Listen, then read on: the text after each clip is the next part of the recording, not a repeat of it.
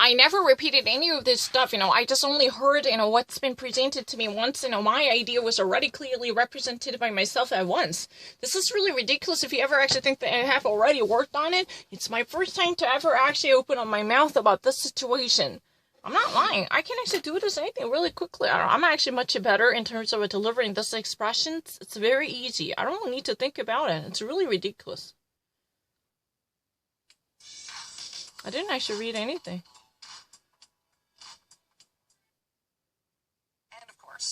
I don't need it. Because what better time than a global pandemic that's going to kill 100,000 Americans by the end of this month? What better time to try to take advantage of? I already actually doing.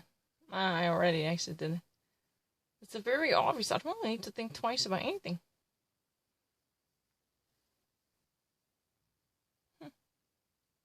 I don't really need to. I'm actually far better than you. I don't really need to actually watch it to actually watch the screen. I'm not relying on any type of bogus subtitles because my understanding of English works really well.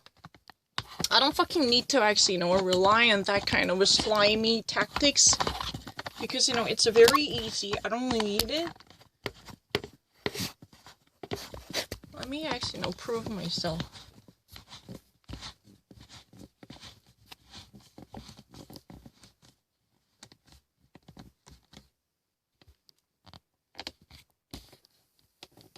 You can see it very clearly. I'm not relying on anything like that.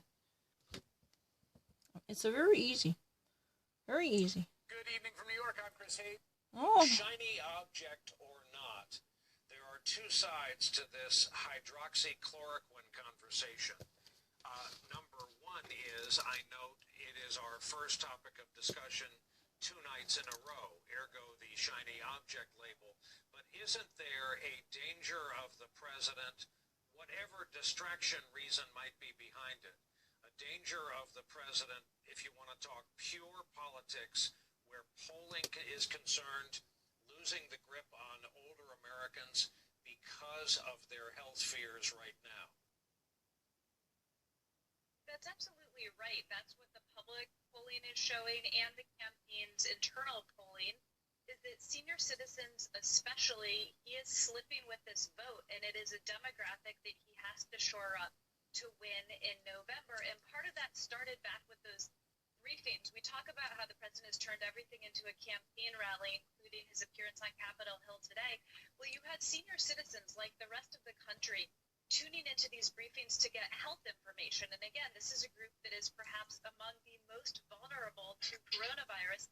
And instead of getting useful information, scientific-based information about what treatments might or might not help, they were treated to the president's moods and whims and rantings, and it turned them off, and that is reflected in the current polling. Sam Stein, So, people who might actually really reach it to TV at this moment, who actually, turn the TV on to actually pay attention to the presidential announcement coming from the screen, but they were very much frustrated because of those people who actually pay attention to his own information in the anticipation of obtaining health-wise concerns or scientific-based and proofs that might actually better prepare them in the face of a pandemic crisis. They have no assurance in terms of the science-oriented understanding because he would likely to unfilter and unscreen those type of raw rantings and whims and angers and furies, trying to actually disseminate this type of, utter miserable raw feelings. That's what has been normally given. This is really kind of shaping the poll because those people who really support President Donald Trump, because of his honesty, maybe they were drawn to this situation, but those people who are already so much frustrated as a senior citizens who just really like to get helpful information in a battle against the coronavirus, they were deeply frustrated to witness this type of political rantings coming from this screen. They're not actually obtaining or acquiring anything that might actually help them to better equip themselves or weaponize themselves with the proper understanding about this epistemological stories. That's really the question. I don't really need to think about anything. Is this still a normal day at the office? What does that mean exactly? You think that's what he's trying to do? Oh, it's really crazy. I don't really need to. Good evening from New York. I'm Chris Hayes. You know, when the president said yesterday that he was taking that anti-malarial drug, hydroxychloroquine, the drug he and his Trump TV buddies have been touting during the pandemic as a magic pill, I thought maybe it was just him lying. I happen to be taking it. Hydroxychloroquine? I'm taking it. Hydroxychloroquine. Right now, yeah. A couple of weeks ago, I started taking it. Because I think it's good. I've heard a lot of good stories. I mean, what do you make of that? The thing is, you never know if Trump's telling the truth. Usually safe to assume he's not. And maybe this was just part of the sales job. And when I heard it, I immediately thought of that old 1980s commercial for the Hair Club for Men, where the guy is not just the president, but he is also a client. These men are actual clients, not models. They're men like you who discovered that you don't need drugs or chemicals, surgery or miracles to have a full head of hair. They get all the facts free and without obligation. Just call our toll-free number now, and I'll send you the new booklet. And remember, I'm not only the Hair Club president, but I'm also a client. I'm not just the president. Also but client. I'm also a client. I thought maybe Trump was, vouching for it, but was he really taking it? So then we got some substantive reporting that really does make me think he is taking this drug to try to ward off the virus, even though it is not recommended by his own government agencies. You'll remember it was almost 2 weeks ago when the president's personal valet, the guy that brings him his Diet Cokes, tested positive for the virus. That was then followed by another White House staffer, Mike Pence's press secretary, who also tested positive. And I think it's fair to say those two cases clearly freaked him out. Yesterday, the president's personal physician released this weird doctor's note saying that after those positive tests, and I quote here, "We concluded the potential benefit from treatment outweighed the relative risks." Now, to be clear, this is a hilariously equivocal document. It does not actually flat out say Trump is taking the drug. It seems to suggest that he is. And then today, the White House confirmed that, yes, Trump is taking it. Again, So it's a very interesting. I don't need to actually think twice about it. Donald Trump is, endorsing this type of hydroxychloroquine, which was supposed to be a malaria disease pills. But he actually said that, it started from a couple of weeks, he already actually started taking this on a daily basis. Because probably he would be very much freaked out to having the close and the confidants inside his orbit, including the Mike Pence, his spokesperson, and Donald Trump's valet. They actually all be tested positive for this coronavirus. Then he was very much scared that he need to actually take serious measures to prevent him from contracting coronavirus, maybe. But this is really very reminiscent of the, in 1980s in our Hairlines Club's president, who was not just being a president, but being a client. He himself was greatly benefited from the services he's selling. Because if you ever actually look into this, pictures, those people who are actually suffering from the receding hairlines and losing hair, they're not actually having a fully grown hairs because of the medical conditions called alopecia, or going bald. Then they should have never actually reluctant to make a phone call to this guy, because he could actually, take care of the situation far better than the rest of people, because he has a full authority and a trust in the products he's been selling.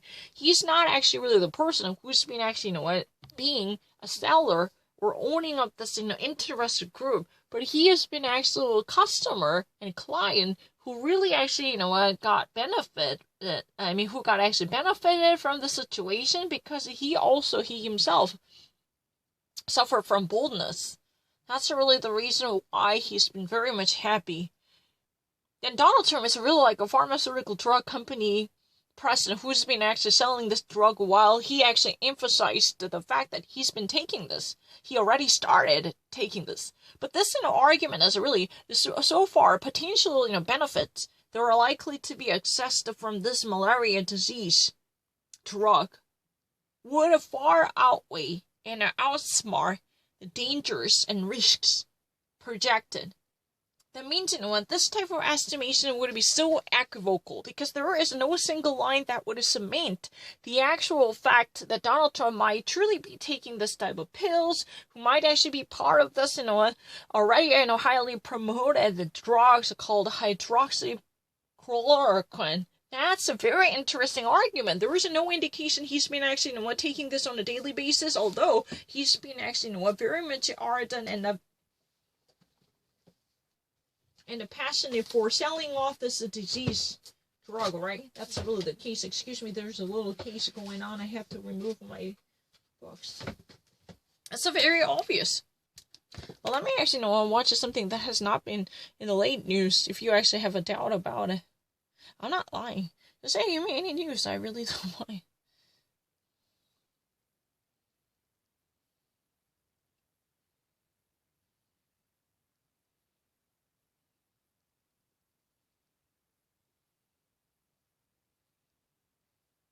Oh yeah, I just really actually probably really want to watch it, that one. Starting from that point, you want to watch it? About the country. Sometimes...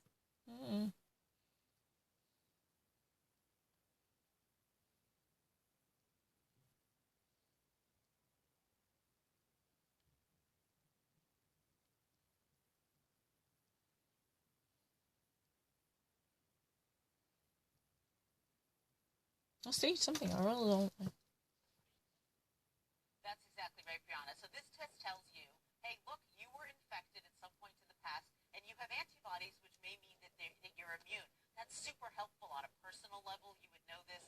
On a population level, we would know, this city has a lot of immune people, or this city doesn't have a lot of people who are immune. The problem is the FDA lowered the standards last month, and basically pretty much anyone can sell an antibody test. They don't even have to show that it works. All they have to do is say, hey, FDA, I want to sell this test, and I validated it here in my city where I am. That's all they have to do. They don't have to show their data.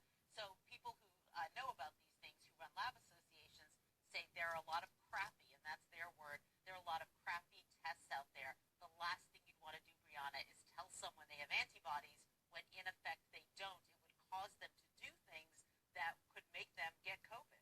So a lot of concern about the quality of these tests. Oh, it's very easy. I mean, those people who actually, already, hypothetically, if you actually have, antibodies already by being exposed to COVID, you've been already contracted to the COVID-19 by being infected with the coronavirus, then you can naturally have antibodies. That's really the assumption. But the problem is, this type of test kits are very much flimsy. They're not actually approved by the FDA through the rigorous registration. They just simply manage to report on this efficacy, simply obtaining a rubber stamped approval from the FDA, because they do not really need to go through a rigorous documentation to actually verify that there are chronological dates, to actually verify their history of a pathology, or there are actually condition of getting better from them. So they would actually be efficiently examined by the medical scientists to guarantee the actual development of antibodies. For that reason, theologically it makes sense, but the thing is, there are lots of, some pseudo or bogus tests out there, which you would actually be a great letdown if you ever trust them, because of those people who out there really believe this type of antibodies, although they do not really have, proper immunized system in their body because of lack of history with the coronavirus, then this would definitely let them exposed to greater risks of, COVID-19, because they would act recklessly or irresponsibly because they thought that they would be properly inoculated and immunized.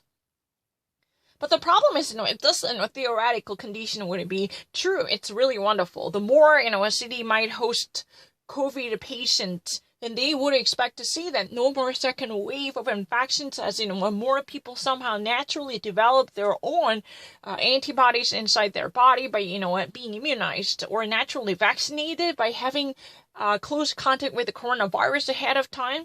But the problem is, this is not necessarily the case.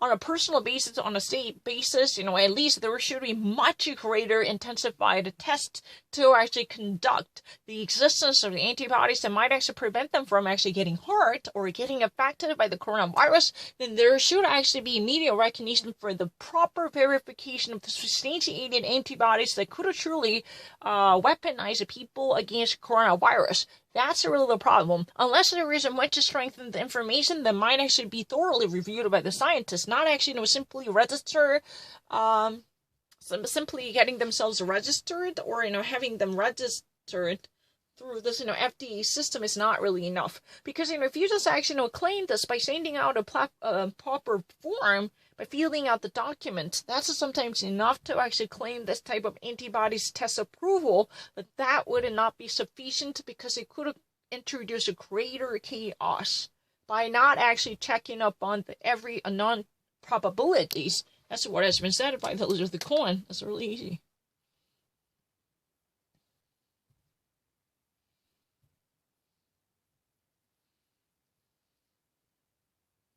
When I got a look at these hospital bills, I couldn't believe what I saw. You know what? $1 trillion is wasted in this country on ridiculous medical expenses.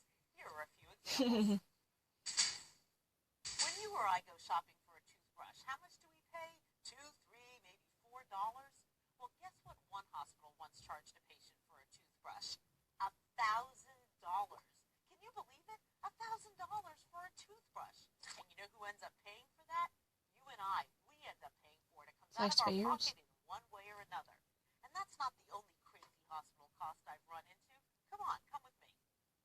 And at the store, how much does a bottle of Tylenol cost? $10 for 100 pills. Well, we know of someone who at the hospital was charged $140 for one Tylenol. Can you believe it? $140 for this. Now, here's a box of disposable gloves. When you buy them here at this store, they come out to 24 cents a pair. But I know of a hospital that charged $53 for a pair of gloves. That's right, $53 for a pair of disposable gloves. What the heck is going on here? So I'm here in the home office of a medical billing advocate. This is Cindy Holtzman, and she helps people cull through all of these crazy charges, and she has all sorts of examples. I gotta tell you, Cindy, this is one of my favorite ones. This is just like a little alcohol prep swab. We've all had these. How much did a hospital charge for these ones? $23 a piece. $23 for this little tiny piece of cotton. And on one bill, there were 44 of them. It becomes very expensive. Oh, my goodness. But this isn't even the craziest thing you've ever seen. Tell me about one of your crazier charges. Well, recently I had somebody that was charged for 41 IV bags when she went to the ER for a 2-hour visit. Oh, yes, you heard that right. A woman went to the emergency room with a migraine headache, and they gave her one bag of saline, and then they charged her for 41 bags of saline to the tune of $4,182. Now, the really crazy thing about this is that her insurance company actually paid this bill. They didn't even question it. So why did her insurance company pay for this when it was obviously wrong? There's not many people working at these companies anymore. They're very busy, and usually any kind of bill that's under $100,000, they don't look at the details. So they just write a check. Oh my gosh. So what happened? This is really unbelievable history of the U.S. medical hospitals. If you ever actually watched this case, for instance, if you actually drop by the local Walgreens or Rite Aid, how much you need to actually pay for a simple disposable toothbrush? How much do you need to actually shell out? Just $1 per each toothbrush, with the bristles, soft bristles, you need to actually pay $1. But you know what? The actual hospital, if you ever actually pick up on a bill from the hospital, you would be very much surprised to actually notice that $1,000 per one toothbrush. Can you honestly believe it? And then later, Elizabeth Cohen actually picked out a bottle of a Tylenol. It's a $10 with a bottle of a Tylenol with 100 pills. But, according to, a certain calculation already conducted by the hospital billing system, one pill of a Tylenol costs $140. Can you actually believe a tiny pill that costs $140? And especially the disposable gloves. These are really cheap, no latex, seriously, medically intact gloves. So simply disposable gloves that actually, costs simply actually, 23, not really, that's not really the thing. 20 cents. Disposable gloves that are really, as a pair, 20 cents, but it has been actually charged as a $53. Two sides of the gloves, especially disposable one, $53. Can you believe it? So if you ever actually dropped by the Cindy Holtzman, hospital bill advocate, who's been actually really a renowned and a professional expert in terms of, estimating and accounting the hospital billing system. She actually revealed so many different mind-boggling situations related to this type of overchargement that has been the number one source of why the hospital experienced enormous money-making business. Because, the alcohol pre-swap, which is really used for dressing to simply actually, disinfect the surface by swapping off. This was supposed to be, much cheaper than that, but it has been actually normally charged with a $23. But if you ever actually use it more than 44 times, how much this might actually cost?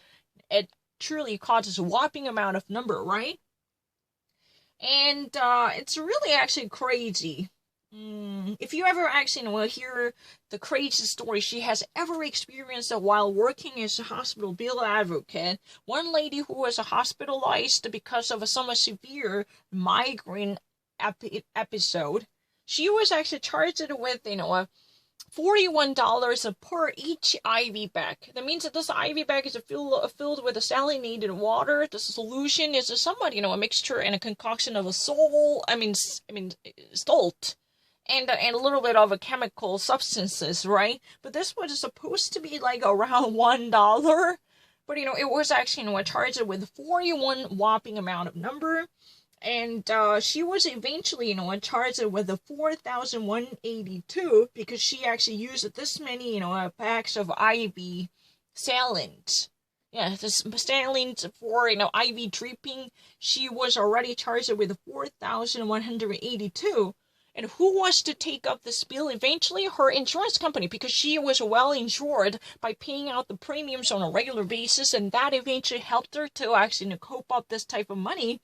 So, her insurance company, an insurance provider, beautifully paid this amount of money. But the problem is there was no questioning.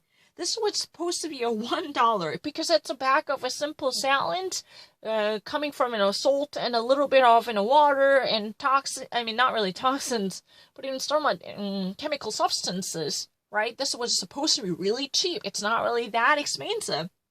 But somehow she was actually, charged, $41 per each IV bag. That amounts to in total $4,180. That's really the case.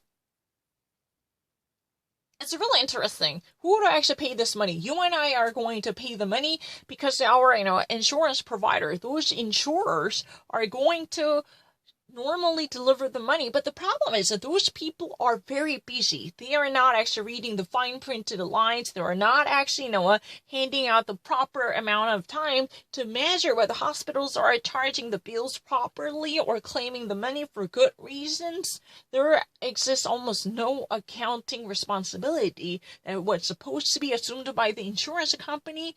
Later, insurance company just, hike up the premiums from insured. Those insurance, purchasers who would normally eventually bear the greatest burden. Why? Because of those insurance providers that just simply actually pay out the money to the hospitals on demand as they are actually being demanded. Then where is the source of receiving money in return? Then aren't their insurance, going bankruptcy if they decide to give out this much money to hospitals? No, they have their own source of money. Where is it? To simply, jacking up the premiums, you and I should actually pay out to purchase health insurance. If you really wanted to actually get insured from now on, then you need to actually fasten your seatbelt, not to be that much, startled to hell, to witness how much money you need to actually pay in the name of premiums to continue your medical insurance. That's really a whopping amount of number. For that reason, there should be immediate introduction of the, accounting procedures to oversight the hospital bills with the transparency to see hospitals are not actually being, such a snake oil seller who's been ripping off the regular customers by overcharging the simple goods with a whopping amount of inflation rates. This is unbelievable. Then there was just an alcohol pre-swap that was, $23. And if you actually use it 44 times, because somebody as a hospitalized inpatient already used 44 different swaps, which was supposed to be $23 according to their bizarre calculation, then this would be heck of a money, right? So it's really unbelievable. Simple IV vaccine with these assailants, they were actually being, this much multiplied to gain the profit that would actually fall on the lap of the hospitals. They were actually, truly spoiling people off and screwing them off. Eventually, the burden is not really, absorbed by the insurers, who would simply rely on customers and consumers who purchase their products as the insured to eventually overtake the success of the bills. Because insurance companies don't actually, want to waste their money. Simply, go through the calculating oversighty work. They just really don't want to actually conduct this oversighting work. Simply having an accountant or a medical inspector who could actually conduct this type of rigorous calculation to see whether hospitals are honest enough to put out this bill or whether they paid the bill or not. You just never wanted to rely on a third party to conduct this type of fact-checking by actually having their accountability department in their actuary and insurance company, but they just simply overcharge their customers again. So this is really a vicious cycle. Once a hospital overcharges the patient, if this person is really beautifully insured under a good scenario, under good circumstances, then this person can definitely insured. The rest of the financial burden incurred can definitely be paid out by this insurance providers, right? But the problem is, later, this patient, if they ever wanted to actually continue this type of medical insurance, then the premiums would be excessively increased because of the history. Once you actually redeem our service by actually being rewarded with the medical subsidies, then you need to actually pay a greater amount of contributions to actually continue the service for the future event. Then, this is really a great source. Eventually, the insurance companies are using people's money to at least, even out the bill that might actually be overpaid. That's really the case. If and only if they actually set up on a department filled with accountants or medical examiners or inspectors in general who might actually work on the proper calculation and the billing procedure, going through the rigorous conduct, then this can be very much preventable. But they actually simply neglected the chance of rescuing themselves from the beginning and simply pushed this burden back to regular customers who would be met with a much greater insurance payment. That's what it is about. That's not really been part of this segment, but eventually the very arrow is pointing to the direction with the clarity. Definitely. It's very easy to understand.